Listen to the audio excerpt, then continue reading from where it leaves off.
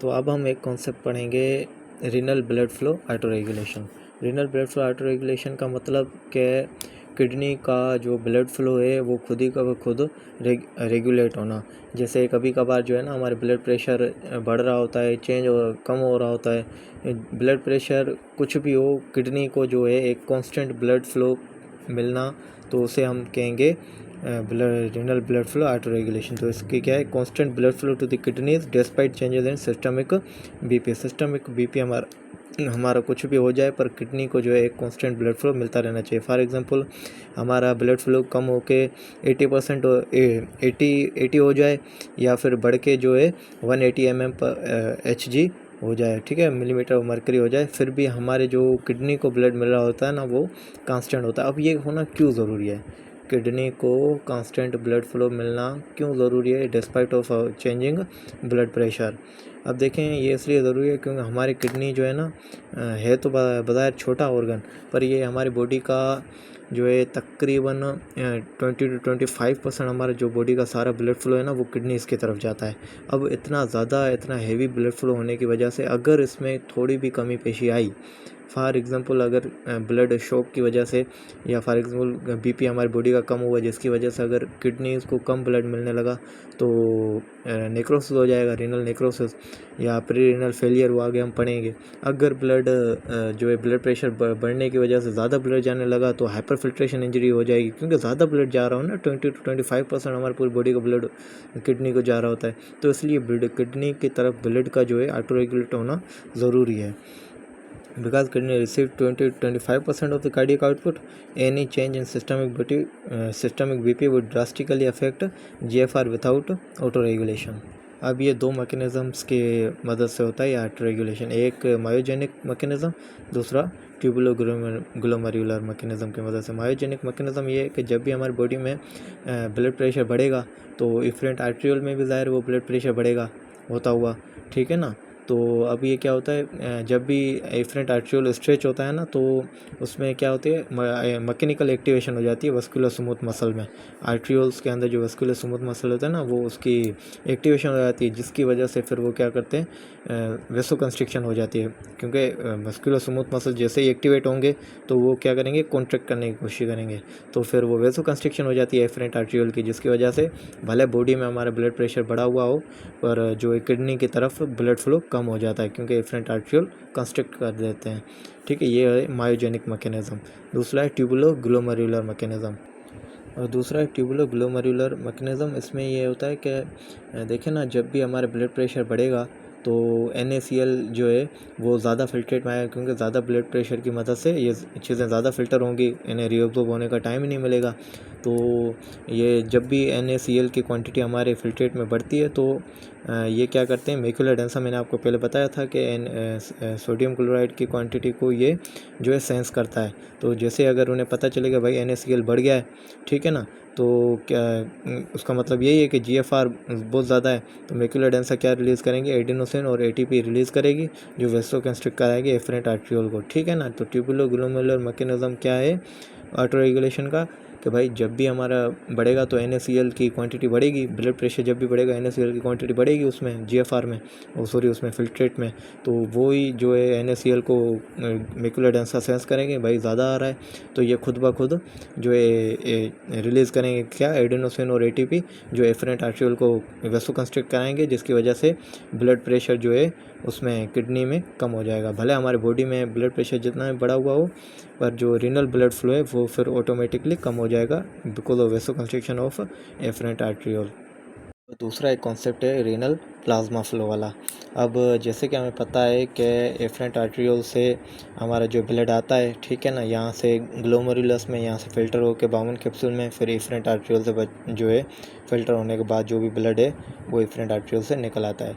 अब ब्लड का हमें पता है, ब्लड में क्या होते हैं, ब्लड बने हुए होते हैं सेल से और प्लस प्लाज्मा से, सही है ना।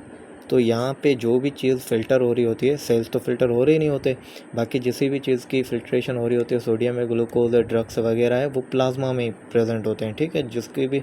तो यहाँ पे एक्चुअली प्लाज्मा फ़िल्टर हो रहा होता है, ठीक है, क्योंकि सेल्स तो सारे वैसे के वैसे निकल जाते हैं, तो फिल्ट्रेशन होती है प्लाज्मा की। तो किडनी के हवाले से जो इम्पोर्टेंट चीज़ होती है ना, वो we are concerned with plasma, not with blood cells.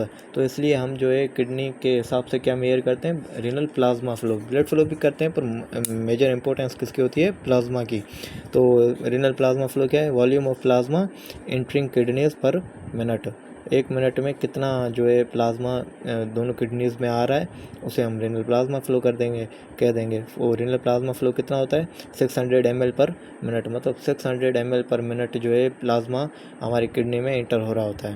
तो कहने का मकसद 600 ब्लड के अंदर मतलब जितना भी ब्लड आ रहा होता है 1 मिनट में, तो उसमें 600 जो है ml पर मिनट प्लाज्मा यहाँ से आ रहा होता है, यहाँ से होके वापस इफरेंट आर्टरियोल से होके जा रहा होता है।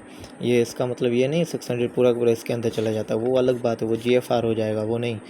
रीनल प्लाज्मा फ्लो का मतलब 1 मिनट के अंदर किडनी के अंदर कितना प्लाज्मा होके ट्रेवल कर रहा होता है, ठीक है ना। तो अब आप मुझे बताएं, ये 600 ml पर मिनट प्लाज्मा अगर पर मिनट आ रहा होता है किडनी में, तो ब्लड फ्लो कितना होगा, 600 से कम होगा किडनी में पर मिनट, या 600 से ज़्यादा होगा, सोच के बताएं। वेरी गुड, जिसने कहा ज़्यादा होगा, क्योंकि प्लाज्मा देखे ना, ब्लड है, ब्लड खुद प्लाज्मा और ब्लड सेल्स का मिलके बना हुआ होता है। प्लाज्मा ही अगर 600 है तो ज़ाहिर है ब्लड फ्लो ज़्यादा ही होगा ब्लड में, क्योंकि सेल्स वगैरह सारे मिले हुए होते हैं।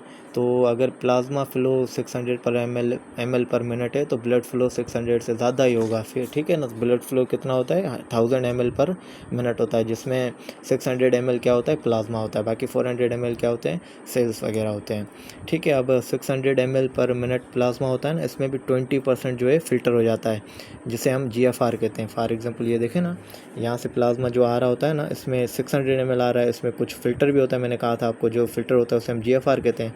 तो वो 20% क्या होता है, 600 में से फ़िल्टर होके चला जाता है, बाकी 40% जो है उसमें जो है 80% जो है वापस यहाँ से आ रहा था। 20% फ़िल्टर होकर GFR बना देता है, बाकी 80% वापस यहाँ से इफरेंट आर्टरियोल से होकर पेरिट्यूबुलर कैपिलरीज वगैरह में चला जाता है। तो मतलब क्या, 20% गेट्स फिल्टर्ड, 20% कितना होगा 600 का, 120 ml है, वो GFR है, हमें पता है, ठीक है ना। बाकी 480 जो है वो ब्लड में कंटिन्यू हो रहा होता है, इफरेंट आर्टरियोल पेरिट्यूबुलर कैपिलरीज वगैरह में। अब मेन हमारी बात होती है कि रीनल प्लाज्मा फ़्लो मेजर कैसे करें, क्या मतलब ये प्लाज्मा यहाँ से कितना आ रहा है, कितना होके फ़िल्टर होके वापस यहाँ से निकल रहा है, ये हमें कैसे पता चले।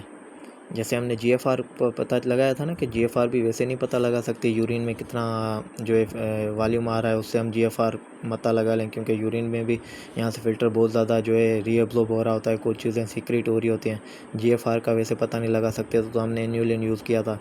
वैसे प्लाज्मा को भी जो है मेजर करने के लिए कोई ना कोई चीज़ हमें यूज़ करनी पड़ेगी ना, जिस वजह से हमें पता चलेगा भाई प्लाज्मा फ़्लो कितना हो रहा है। तो क्या यहाँ पे इन्यूलिन यूज़ कर सकते हैं रीनल प्लाज्मा फ़्लो मालूम करने के लिए, आप मुझे बताएं। रीनल प्लाज्मा फ़्लो मालूम करने के लिए क्या इन्यूलिन यूज़ कर सकते हैं। वेरी गुड, जिन्होंने कहा है कि नहीं यूज़ कर सकते। अब क्यों, इन्यूलिन जो है यहाँ से देखें, यहाँ पे आ रहा होता है, मैंने आपको कहा था इन्यूलिन पूरा का पूरा फ़िल्टर होके चला जाता है, ठीक है, ना ही वो एक्सक्रीट होता है, ठीक है ना, ना ही वो एब्जॉर्ब होता है, वो पूरा का पूरा आता है, फ़िल्टर होके चला जाता है। तो यहाँ से तो जो भी इन्यूलिन आएगा फ़िल्टर होके निकल चला जाएगा, यहाँ पे बाकी कितना प्लाज्मा गया वो तो पता ही नहीं, क्योंकि इन्यूलिन इसके साथ आके चला जाता है। हमें तो प्लाज्मा फ़्लो मालूम करना है ना, हमें थोड़ी GFR थोड़ी मालूम करना है कि भाई हमें पूरी किडनी में प्लाज्मा कितना जा रहा है वो मालूम करना है। प्लाज्मा यहाँ से तो आया, पर इन्यूलिन यहाँ से होकर चला जाएगा, यहाँ पे हमें पता ही नहीं चलेगा यहाँ पे कितना प्लाज्मा गया है कितना नहीं। तो रीनल प्लाज्मा फ़्लो मालूम करने के लिए हम एक और चीज़ यूज़ करते हैं, सही है, जिसे हम कहते हैं पैरा अमीनो हिप्यूरिक एसिड। तो pH की ख़ास बात क्या है, ये pH जो है फ्रीली फ़िल्टर भी होता है ग्लोमेरुलस से, ठीक है ना, और जो है किडनी जो है इसको सीक्रेट भी करती है प्रोक्सिमल ट्यूब्यूल। अब इसका क्या मतलब कि ये यहाँ से फ़िल्टर तो होता है, पर यहाँ से जो आता है, ठीक है ना, एफरेंट आर्ट्रियोल में से पेरिट्यूबुलर कैपिलरीज में वगैरह में से ये सीक्रेट भी करती है। Peritubular capillaries around proximal convoluted tubule होती है, तो वहाँ से ये जो है सीक्रेट होके ये फिल्ट्रेट में भी इंटर हो रहा होता है। सो ये ना ही सिर्फ ये फ़िल्टर हो रहा होता है, किडनी इसको एक्सक्रीट भी कर रही होती है, तो मतलब पूरी किडनी में फ़्लो हो रहा होता है, जिसकी वजह से हम मालूम लगा सकते हैं कि प्लाज्मा फ़्लो कितना है किडनी का, ठीक है ना। क्योंकि ये यहाँ से सिर्फ सारा का सारा निकल नहीं जाता, ये आगे किडनी में ट्रेवल कर रहा होता है, ठीक है ना। तो पीएच को यूज़ करके रीनल प्लाज्मा फ़्लो हम मेजर कर सकते हैं, ठीक है ना। क्योंकि filtered at glomerulus strongly secreted in proximal tubule, almost all the pH entering kidney is excreted in the urine। थोड़ा बहुत यहाँ से निकल जाता है, ठीक है ना, थोड़ा बहुत यहाँ से फ़िल्टर होके चला जाता है, बाकी जो बचा हुआ होता है वो यहाँ से इफरेंट आर्ट्रियोल से होके पेरिट्यूबुलर कैपिलरीज वगैरह में होके आगे एक्सक्रीट हो रहा होता है एक्टिवली। तो तकरीबन जितना भी ब्लड में पीएच होगा थोड़ा यहाँ से, बाकी यहाँ से जो भी है एक्सक्रीट हो रहा होता है, ठीक है। तो इसलिए हम रीनल प्लाज्मा फ़्लो के लिए ये यूज़ कर सकते हैं। तो इसका मतलब ये हुआ कि अगर मैं पीएच की क्लियरेंस मेजर कर लूँ, ठीक है ना, क्लियरेंस तो हमें पता था फार्मूला क्लियरेंस का, तो क्लियरेंस का मतलब यही कि यूरिन में ये कितना आ रहा है, तो इसकी अगर मैं क्लियरेंस मेजर कर लूँ तो मुझे रीनल प्लाज्मा फ़्लो पता चल जाएगा, ठीक है ना। ये फार्मूला हो जाएगा, ठीक है ना, क्लियरेंस ऑफ पैराअमीनो एसिड, ठीक है, ये इज इक्वल टू हो जाएगा रीनल प्लाज्मा फ़्लो का। मतलब क्या हुआ कि inulin and creatinine are not secreted, ये सीक्रेट ही नहीं हो रहे होते, सारे के सारे वो होके फ़िल्टर होके चले जाते हैं, तो so their clearance only reflects filtration not total plasma flow.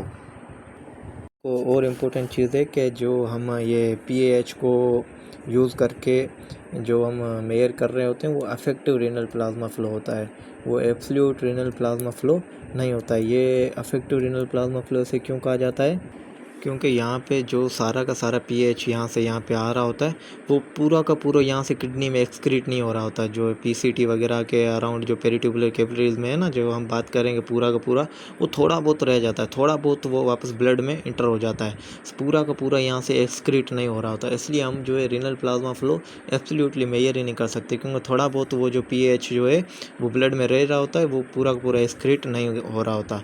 इसलिए जो हम ये रीनल प्लाज्मा फ़्लो एब्सोल्यूट मालूम ही नहीं कर सकते, तो उसको हम कहते हैं अफेक्टिव रीनल प्लाज्मा फ़्लो, ठीक है। तो बात क्या हुई, effective renal plasma flow underestimate to renal plasma flow little better, थोड़ा बहुत जो है वो उसको अंडर एस्टिमेट कर देता है, क्योंकि पूरा का पूरा पीएच जो है रिलीज़ ही नहीं हो रहा होता, उसमें एक्सक्रीट ही नहीं हो रहा था, because some PH escapes secretion and stays in the blood. तो अगर तो ये जो हमारा जो पीएच था वो पूरा का पूरा यहाँ पे एक्सक्रीट हो रहा होता ना, तो हम कहते कि भाई ये पूरा हमें रीनल प्लाज्मा फ़्लो मालूम हो गया है, पर पूरा का पूरा हो ही नहीं रहा होता, तो रीनल प्लाज्मा फ़्लो थोड़ा अंडर एस्टिमेट हो जाता है, थोड़ा मतलब हमें कम मालूम हो रहा होता है, क्योंकि पूरा का पूरा वो हो रहा ही नहीं होता, एक्सक्रीट ही नहीं हो रहा होता।